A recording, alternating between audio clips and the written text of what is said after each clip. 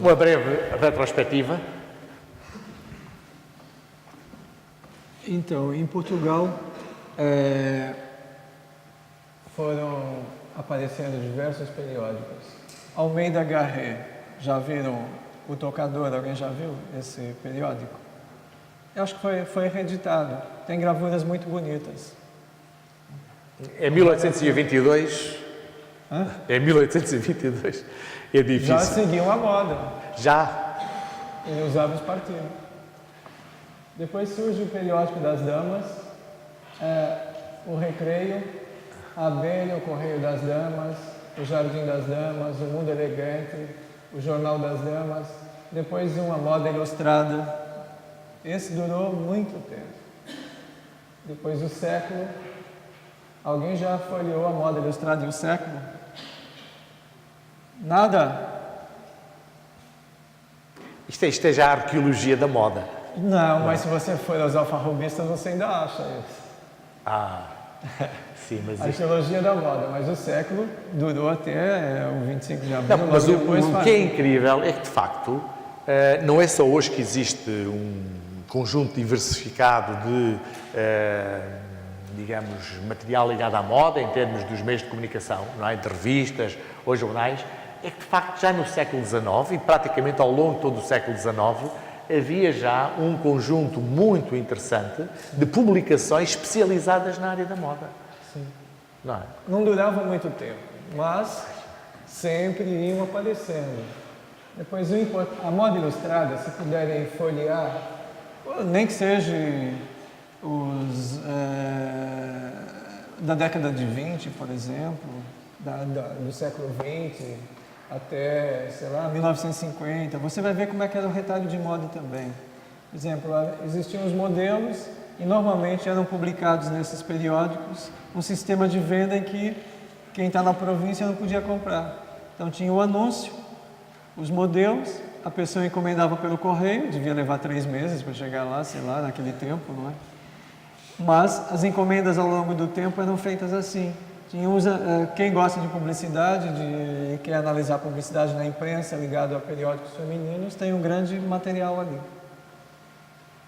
Depois, o primeiro jornal de modas masculino foi publicado em 1883, o Elegante. Os rapazes todos vão consultar o Elegante depois, né? Depois apareceu, em 1885, o passeio público acabou virando a Avenida da Liberdade, que tem toda uma história também, não é? Primeira referência no jornal de moda feminino sobre a moda masculina.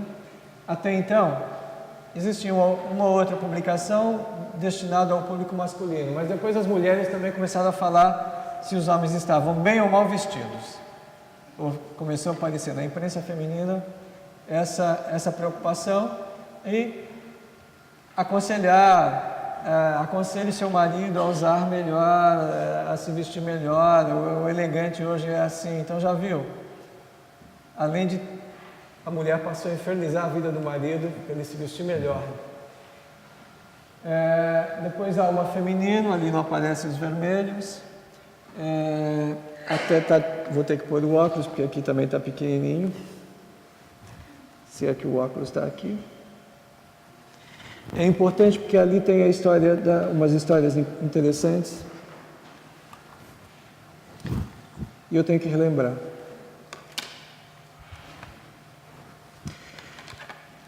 Que vale a pena a gente ter noção. Então, a Madame Valle, eu já comentei, em 1929, inaugurou os primeiros desfiles de moda em Portugal. E já contei um pouquinho da história dela. Nas corridas do Estoril, ela apresentava desfiles. Depois veio uma coisa que durou até logo depois da Revolução de 74. O Modas e Bordados é um periódico que durou muitos anos, só terminou a seguir ao 25 de abril. Em 1938, ele começou a promover a Festa das Costureiras, ou seja, incentivar o surgimento de novos nomes no mercado de costureiras. Então, havia concursos, todos os anos havia um concurso. E havia um grande desfile de todas as costureiras que se inscreviam para apresentar modelos. e os prêmios. Então isso incentivou a costura em Portugal, o aparecimento de novas costureiras no mercado da moda. A modas e bordado eu recordo-me ainda. Eu já sou um bocadinho jurássico e, portanto, recordo-me perfeitamente das modas e bordados de ver em casa, assim, da minha avó e até mesmo em casa da minha mãe, quando era miúdo, ver modas e bordados. Porque nessa altura havia um conjunto de publicações que tinham um nome específico, que serviam precisamente para as costureiras, as chamadas modistas, não é? Fazerem as suas peças, encomendadas pelas clientes, em função do que estava. Quem é que se recorda do nome desse tipo de publicação? Alguém se lembra? Isso eu não sei. Isso era uma marca, era uma revista que se chamava Burda. Pois, mas esses catálogos, digamos assim, tinham um nome específico. Ninguém se lembra desse nome? Que serviam de exemplo para as modistas fazerem depois. As senhoras, lembro-me, que compravam esses catálogos E reproduziam a partir da... e depois escolhiam, quer este, levavam à modista, quero este. Compravam os tecidos e depois a modista fazia exatamente como Em estava lá. algumas lojas de retalho tinham normalmente uma pessoa que desenhava. Eu quero esse tecido, então ele desenhava um modelo. Não sei se em Portugal deve ter sido comum também isso. As grandes lojas de tecidos no Brasil sempre tinham alguém para desenhar para você um modelo com aquele tecido. E você levava o tecido e o desenho do modelo para a costureira fazer. De certeza que tinha. Sim.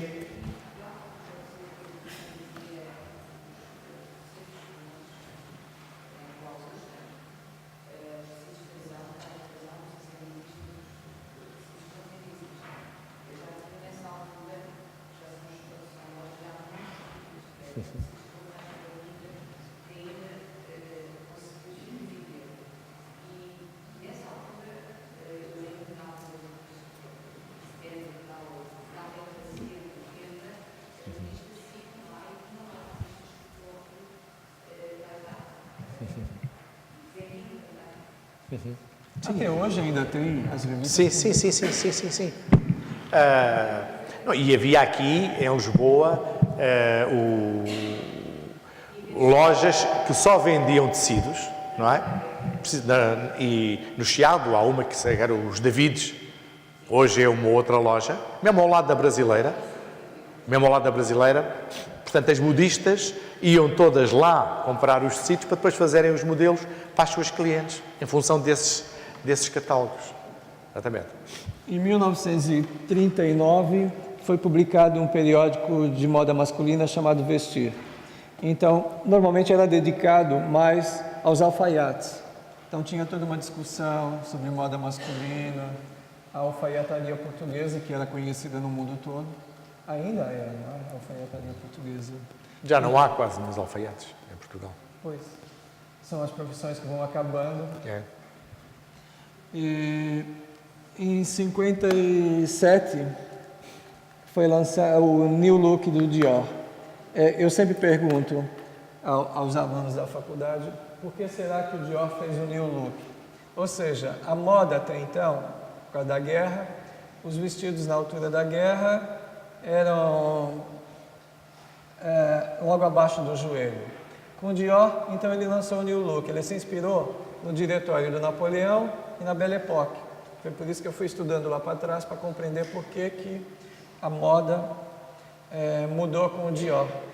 Mas, eu conversando com o José, a imprensa também teve toda uma conotação econômica. Num pós-guerra, a economia está esfacelada, não há comércio, as fábricas não produzem. O Dior fez um acordo com as tecelagens e aumentou o tamanho do vestido para quê? Para dinamizar a economia. As mulheres compram mais tecidos, a empresa contrata mais operários para produzir tecidos. Então, o renascimento da economia na altura, na França principalmente, foi graças ao Dior. A igreja protestou, você tem protestos na imprensa, a igreja falando mal dos vestidos do Dior, porque onde já se viu o povo passando fome, e incentivando o maior consumo de tecidos.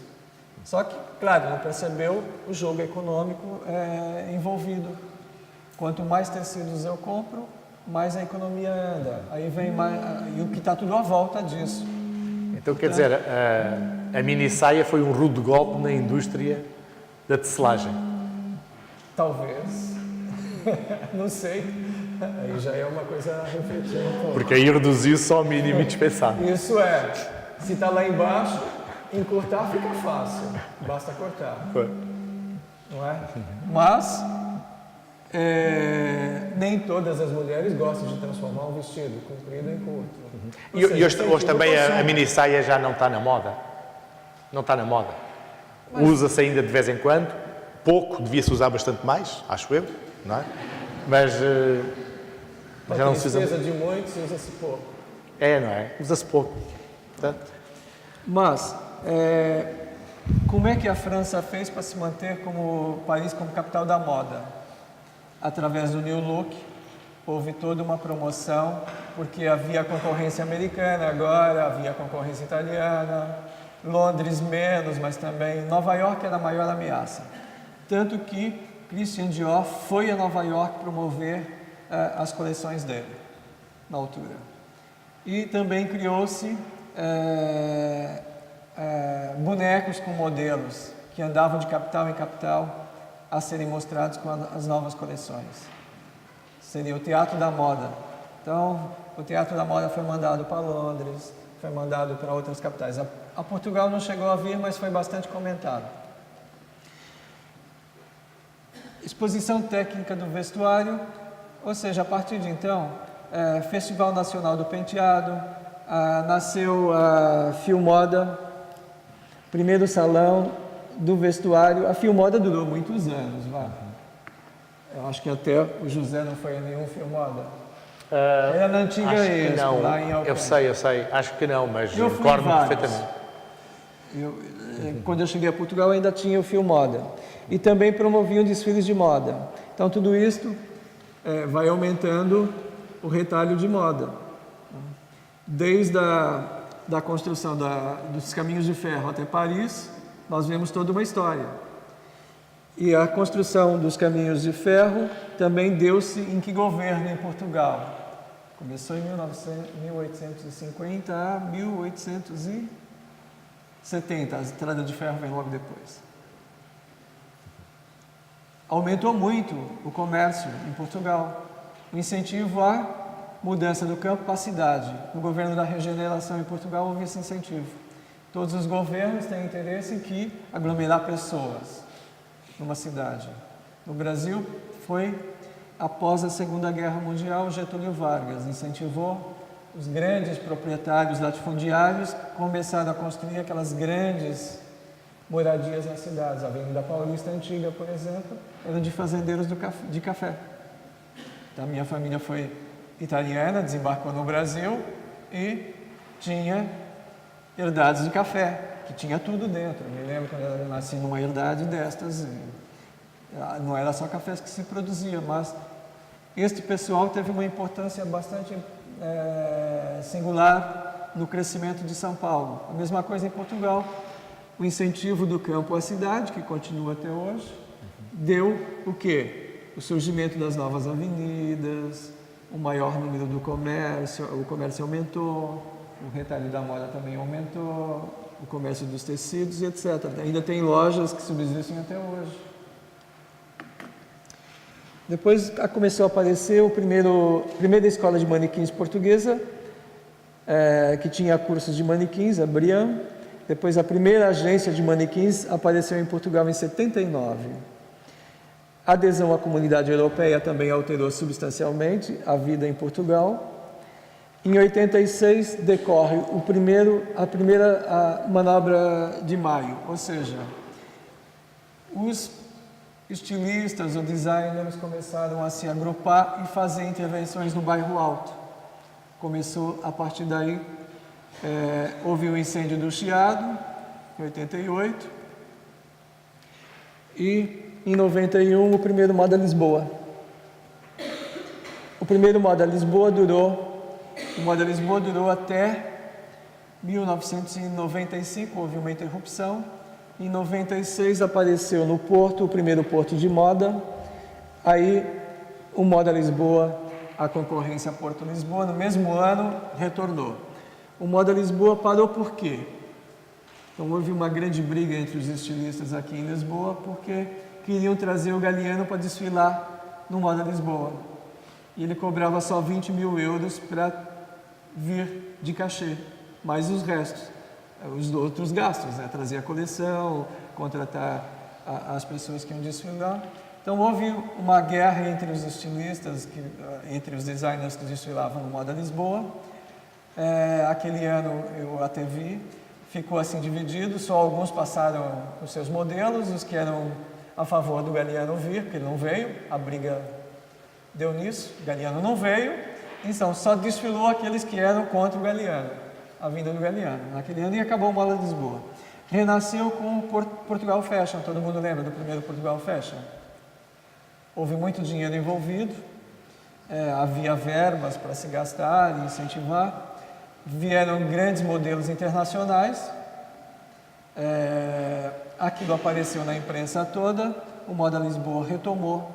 A partir de então, não houve mais interrupção. Agora temos dois eventos, o Portugal Fashion e o Moda Lisboa. E o Moda Lisboa foi há pouco tempo. Foi agora há pouco tempo, está na época dos grandes desfiles, agora para as novas coleções. Depois as agências de manequins começaram a aparecer, em 97 a Tax, no mesmo ano do Moda Lisboa a Visual LX, as marcas de retalho em Portugal. Eu acho que a partir da capital europeia da cultura, com a vinda do dinheiro da Europa,